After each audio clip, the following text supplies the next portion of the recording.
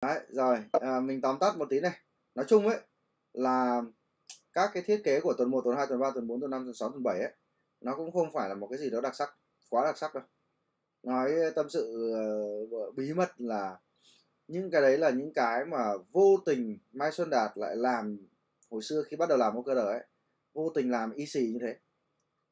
Và làm như thế tự dưng nó lại thành công.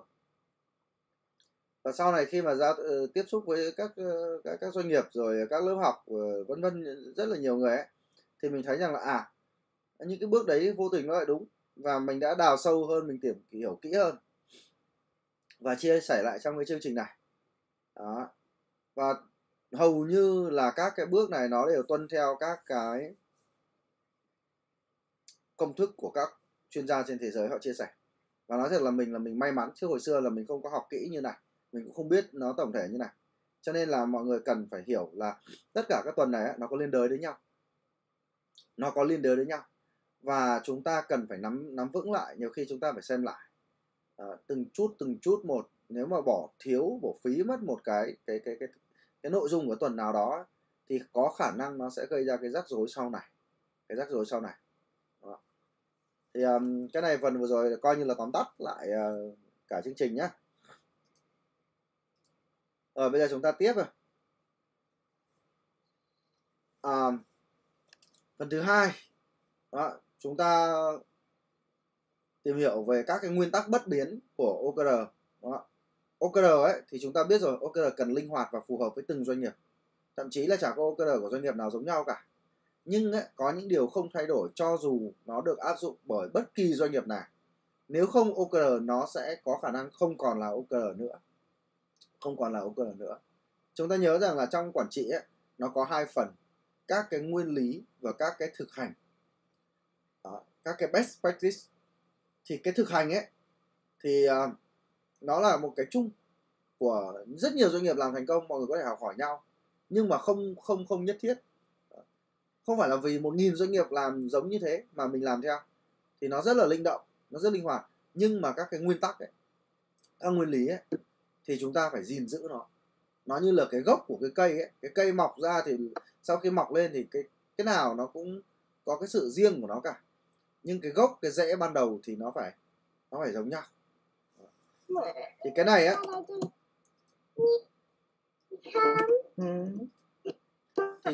thì cái này á mình gọi nó là convoy OKR. Mình gọi nó là convoy OKR. Tại sao gọi nó là convoy? Bởi vì sao? Bởi vì không thể làm nó theo dạng là thầy bói xem voi được. Thầy bói xem voi là biết một tí thôi rồi. OKR đây rồi. Thậm chí là nhiều doanh nghiệp ấy nói rằng là tôi thấy OKR nó cũng quen quen.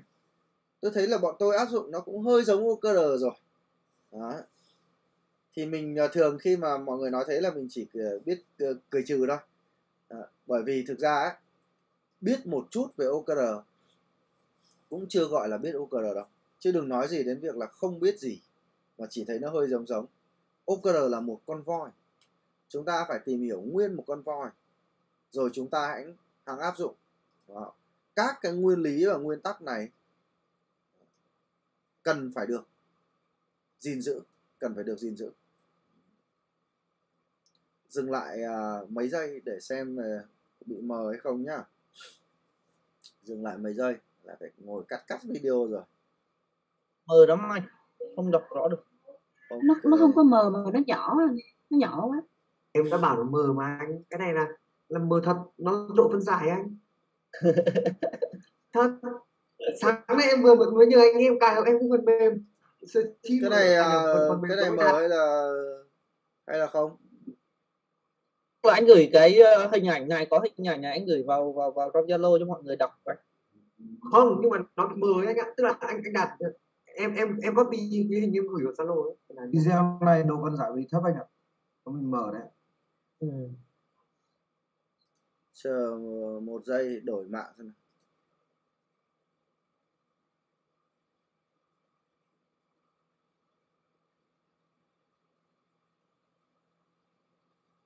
Alo 1234. Alo 124. Mọi người ơi. Mình nhưng vừa mà ý là anh dùng phần mềm nào không ạ, sao nó bị mờ ạ? không chả dùng phần mềm vào cái, chỉ vừa thay đổi cái kết nối mạng thôi. Sao Xem nó nào, lại full mờ lên? screen maximize. Nó giống cái buổi đầu tiên ấy anh. Giống buổi đầu tiên à? Buổi đầu tiên anh cũng sử dụng cái phần mềm gì ấy anh, xong rồi nó bị mờ Không, cái này ấy. là share trực tiếp chứ không có phần mềm gì ở đây. Tiếp mà em thấy giống nó bị mờ đây. Share was Đấy anh start share lại bị mờ. Cái này nghĩ là không phải là nó mờ đâu mà đạt view nhỏ quá, view sao quá, nó chữ bị nhỏ, nó bị bể á, cái này nhìn là không có được rõ. không? Như to như vậy thì thấy bình thường nè, Này thì ok ạ. Thế là do cái hình nhỏ. nó nhỏ quá. Những cái hình mà nhỏ này thì sao mọi em? người sẽ được gửi cái bộ hình nhá. Như cái này thì là xem được Ui rồi trời. đúng không? Vâng. Xem được mỗi cái Cái chữ này thì to xem này. được đúng không? Vâng. Còn những cái hình này mọi người không phải đọc, cố gắng đọc đâu. Cái hình này là bên mình gửi cả mà. Đấy. Cho nên là nó mới có những cái đoạn nó chữ nó to như này. Còn những cái hình này là cũng sẽ gửi nhá. Những hình nào mà nó bé tí thì căng mắt ra nhìn nó không nhìn thấy, có nghĩa là không cần phải nhìn nhé. Nó sẽ có hình gửi nhá. Chứ mình không để cái slide mà để mọi người phải căng mắt ra đâu.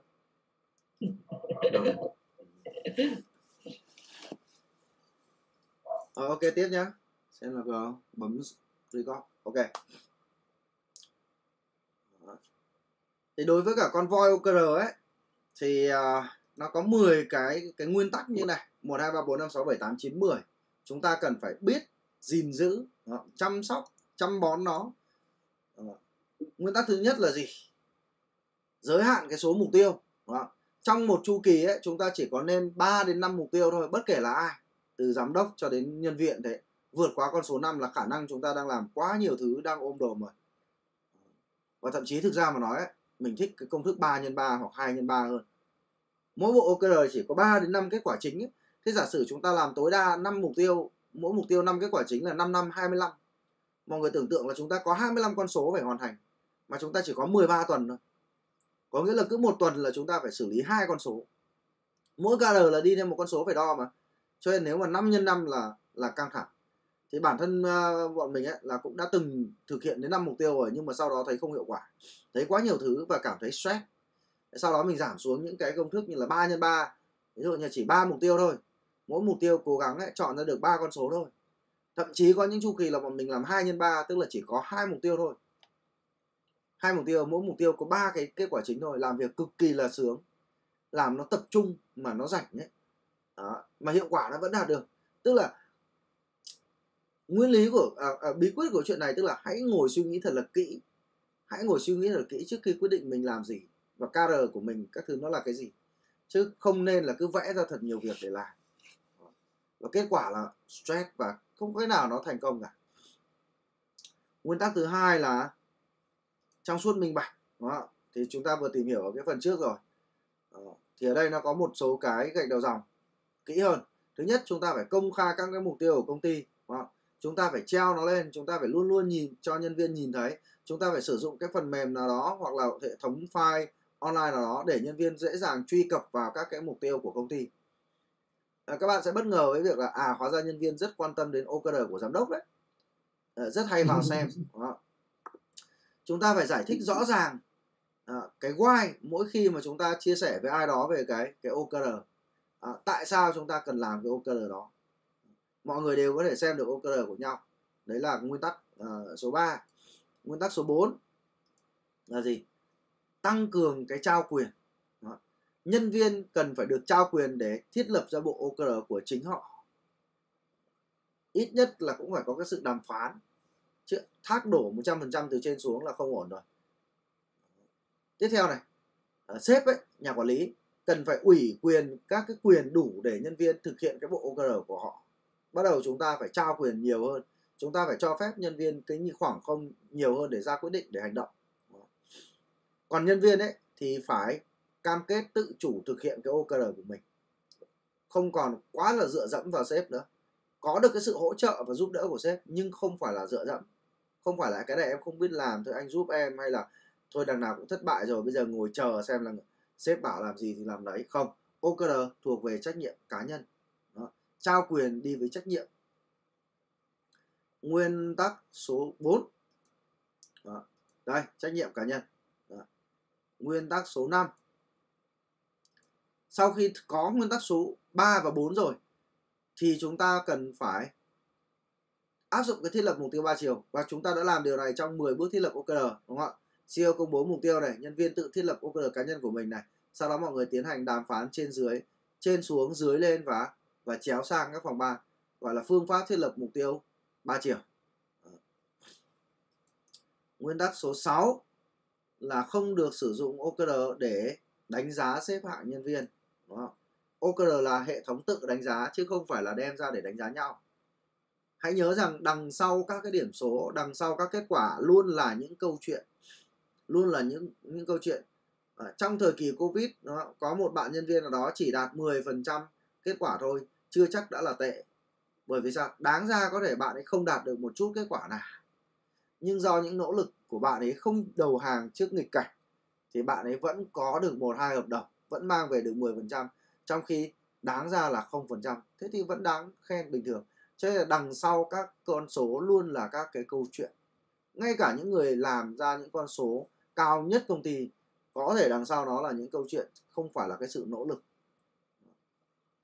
Còn bản thân leader ấy, bản thân sếp ấy, thì tập trung vào phản hồi để đào tạo nhân viên thay vì đánh giá. Và chúng ta nhớ rằng quân domino đầu tiên để chúng ta không vấp phải cái vấn đề đánh giá chỉ trích nhân viên, đó là gì? Cách đặt câu hỏi đúng, tư duy của con người, tìm hiểu. Nguyên tắc số 7 là phải tránh được tách được cái bồi thường. Càng xa càng tốt. Thì ở đây chúng ta sẽ nhớ 4 cái gạch đầu dòng. Thứ nhất, làm OKR ấy là không có dọa phạt. Chúng ta không dọa là nếu bạn làm được không được cái này ấy, thì bạn sẽ gánh hậu quả. Đó.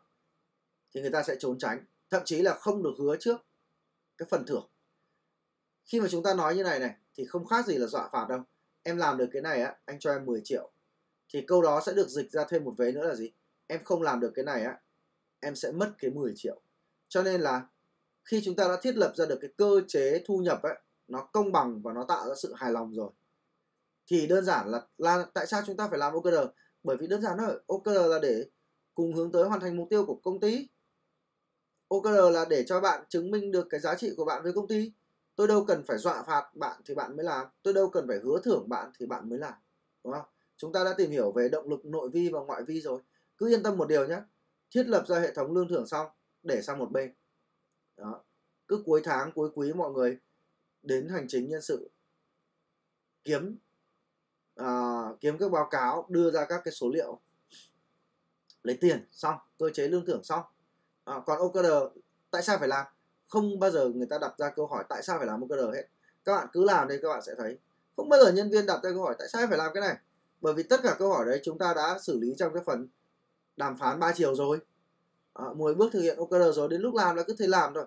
Bạn là một thành viên của công ty, làm gì có chuyện bạn đặt ra câu hỏi là cái này không có tiền tôi không làm. No.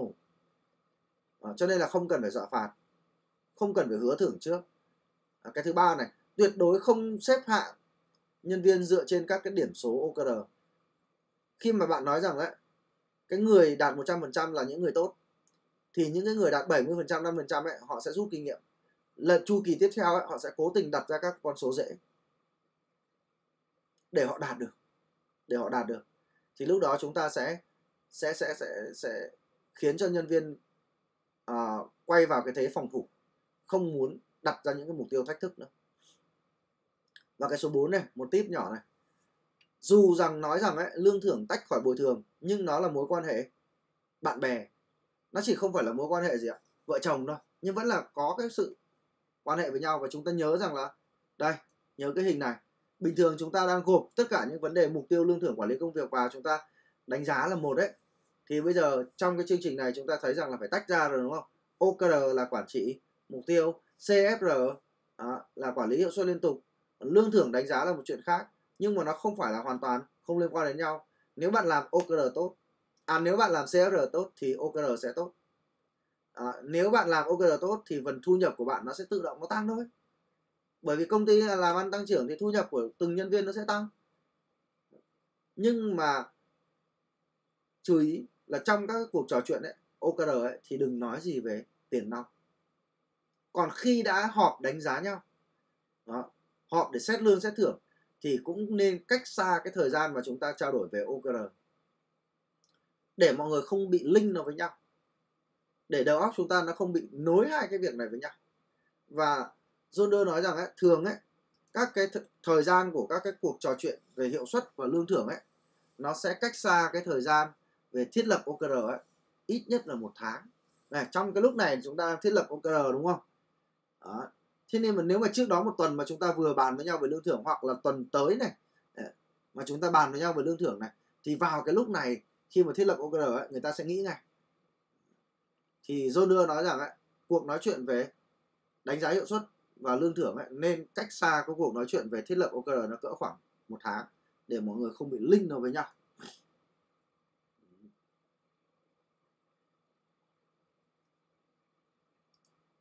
Rồi, nguyên tắc số 8, hãy sử dụng tư duy thử nghiệm khi làm OKR.